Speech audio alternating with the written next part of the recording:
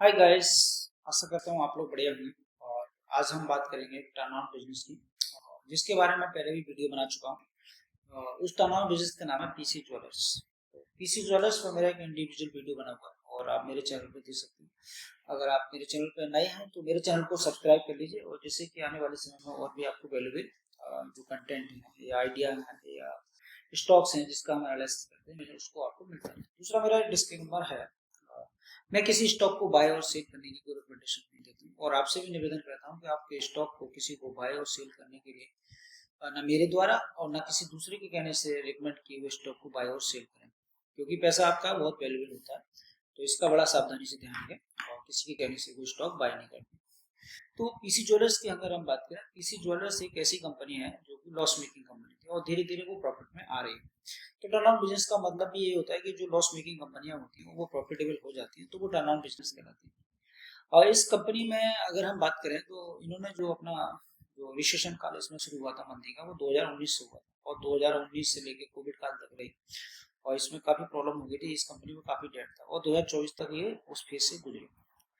और 2024 के बाद 2025 में जब ये आई तो इन्होंने जो मैनेजमेंट है उसने अपनी कंपनी को रिवाइंड किया और मतलब एक प्रकार से ओवरहालिंग की इस कंपनी की, और सारी जो जो गवर्नेंस इशू थे उनको दूर किया।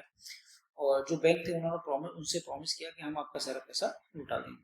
तो ये बढ़िया बात होती है। तो देखिए कोई बड़ी पीसी ज्वेलर्स का बड़ा नाम है और ऐसा तो कोई कंपनी में कोई प्रॉब्लम हो जाती है तो ये थोड़ी बिजनेस खत्म कर देंगे। तो अगर हम बात करें तो इनका जो इन पे जो डेट था, तो जो क्वार्टर वन एफ का जो रिजल्ट आया था और उसका इनका जो पेस ऑफ सेल ग्रोथ था काफी बढ़िया था। 80% मतलब 80.7% इनका ईयर ऑन ईयर ग्रोथ था, तो काफी बढ़िया था। और दूसरी अगर हम बात करें तो इन्होंने बात की थी कि हम भी कैपेसिटी करेंगे, और इन्होंने कहा था कि हम जो आने वाले समय में जो डेट है हमारा उसको भी हम खत्म करेंगे। दूसरी बात एक बताएं आपको, जो इनका जो कहने का मतलब है FY25 का जो था क्वार्टर फोर का जो रिजल्ट आया था, उससे उस समय तक इन्होंने अपनी जो कंपनी पे डेट था वो 50% से मतलब एबव उन्होंने इसको बैंक को रिटर्न कर दिया था।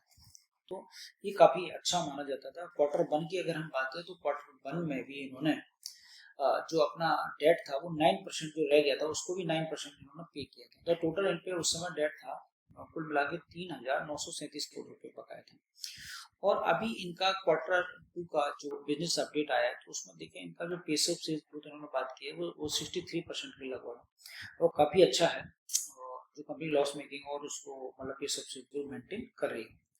और दूसरी बात करें, इन्होंने कहा है कि हम जो डेट है और जो क्वार्टर टू में जो डेट है इनका वो 23% इन्होंने और पे कर दिया।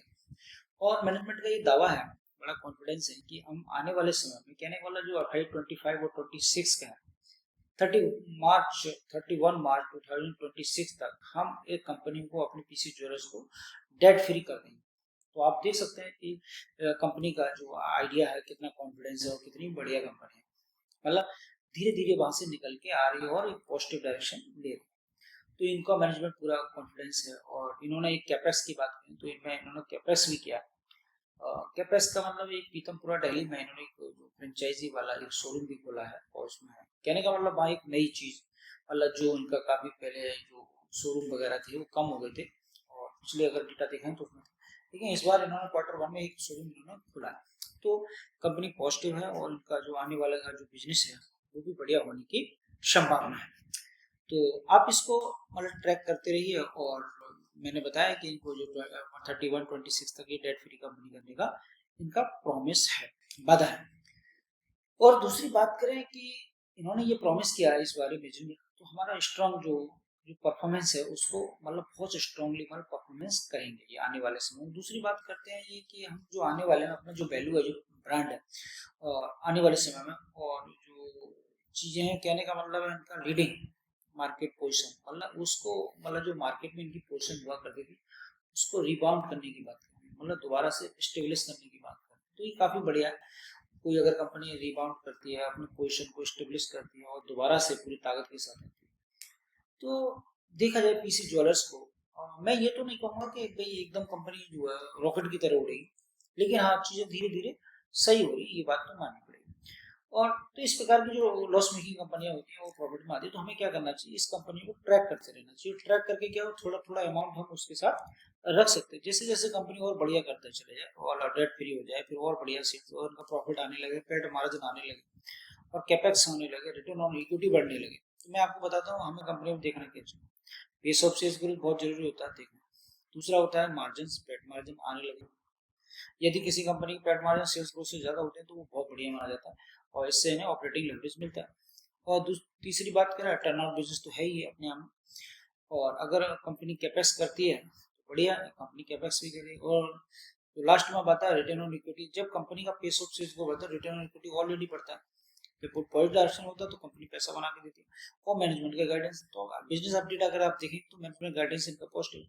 अब बताते हैं ये चीजें मिलेंगी कहाँ आपको, मैं अपने हर वीडियो में बताती हूँ। सबसे बढ़िया बात आती है कि किसी भी कंपनी का आपको लेटेस्ट कॉर्पोरेट डॉक्यूमेंट पढ़ना चाहिए, चाहे प्रेस रिलीज हो, पीपीटी हो, कौन को, और मिलता कहाँ ये। देखिए, जब हम किसी स्टॉक के बारे में जानना चाहते हैं, उसका कॉर्पोरेट डॉक्यूमेंट जानना चाहते हैं, तो आप देखेंगे कि जो लेटेस्ट कॉर्पोरेट डॉक्यूमेंट तो स्क्रीनर होता है, गूगल में डालेंगे, स्क्रीनर में आप टाइप करेंगे, जब कंपनी का नाम टाइप करेंगे तो वो कंपनी का डॉक्यूमेंट मतलब सारी कंपनी खुल के आ जाती है। उसमें बैलेंस शीट से लेकर हर चीज दिखाई देती है।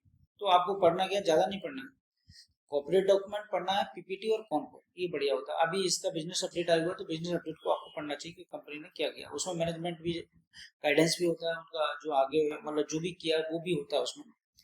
तो यहाँ आपको पूरी इन्फॉर्मेशन मिल जाती है। और चार्ट में किसी को देखें तो उसमें कुछ नहीं पता चलता, तो ये बात ध्यान रखिए। अगर एक्टिव इन्वेस्टर है तो कंपनी को ट्रैक करते रहना चाहिए।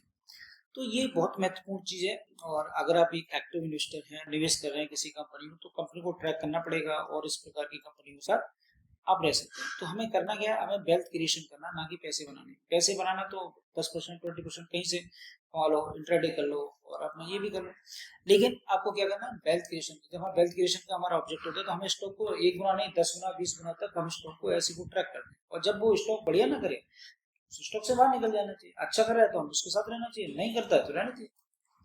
तो धीरे धीरे करके ऐसी कंपनी में अपना स्टेक बढ़ाना चाहिए और बढ़िया मतलब अपना एक्टिव इन्वेस्टमेंट करना चाहिए। तो हालांकि वीडियो आपको अच्छा लगा होगा और मैं प्रयास करता हूँ कि आपको बढ़िया चीज़ें, जब भी इसका रिजल्ट आएगा और कहने वाला पीपीटी और कौन को आएगा तो मैं इसको दोबारा से आपको अपडेट दूंगा। तो इसी के बाद साथ बात खत्म करता हूँ। जय हिंद, जय भारत।